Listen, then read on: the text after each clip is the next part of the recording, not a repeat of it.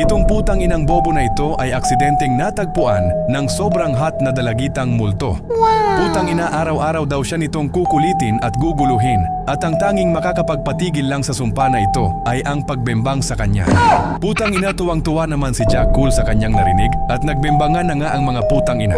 Biglang nagising si Jack Cool at putang ina, panaginip lang daw pala ang lahat. Pero bigla siyang ginulat ng multo. Ay putang ina, totoo daw pala ang lahat. Akala niya kasi ay panaginip lang. Sinabi rin ng multo na totoo daw yung mga nangyari kanina na nagtsuktsakan sila. Sinabi naman ni Jack Cool na kung totoo daw yun ay bakit di pa rin daw siya nawawala. Sinabi naman ng multo na dapat daw kasi makatagal ng 10 minutes si Jack Cool bago siya matapos para maging epektibo ang lahat. Kanina daw kasi ay naka 3 seconds lang si Jack Cool kaya hindi ito naging effective. Putang inang yan Jack Cool, sobrang bilis mo namang putang ina ka. Hindi daw ito kaya ni Jack Cool kaya baka daw pwedeng sa ibang lalaki na lang siya manggulo. Pero sinabi ng multo na nakapag-agree na daw si Jack Cool sa contract kaya hanggat di niya nagagawa yung task ay hindi ito matatapos. Tinanong ni Jack Cool kung ano daw nangyari dun sa last na lalaking na kontrata niya. Sinabi ng multo na namatay daw ito after 3 years dahil hindi niya daw nagawa yung 10 minutes na requirements.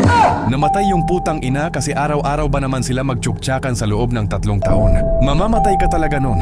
Nagulat si Jack Cool sa nalaman niya kaya sinubukan niyang tumakbo. Pero biglang nasa harap niya bigla yung multo. Nagsisisi na tuloy ang putang inang bobo na pumayag daw siya sa kontrata. Sa work nga ni Jack Cool ay sumunod din yung sexing multo para yayain siya magtsuktsakan ulit. Putang ina ka Jack Cool, mauubusan ka dyan ng likido. Agad-agad na sinabi ni Jack Cool na ayaw niya daw dahil may ginagawa pa daw siyang report. Dumating nga bigla yung boss ni Jack Cool na si Zenkai at hinihingi na sa kanya yung report nito. Sobrang bobo daw ng report ni Jack Cool kaya pinagalitan siya ni Zenkai tapos putang ina biglang lumitaw sa likod ni Zenkai yung multo at minulat nito yung mata ni Zenkai. Putang ina, napasigaw tuloy si Jack Cool ng shout out. Shout out kay RCODM, kay Raida Fernandez, kay Shizun Shin, kay Remlin Grace Piliado at kay John Del Orculo.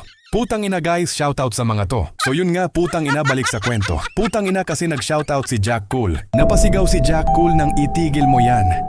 Kaya nagalit tuloy lalo si Zenkai dahil akala niya siya yung sinasabihan kaya naman agad na pinalayas ang putang inang Jack Cool. Hinila nga ni Jack Cool palabas yung multo. Tapos bigla siyang niyakap nito at sinabing gusto daw nito ng tsuktsak kaya niyaya niya ito sa parking lot para iwanan ka.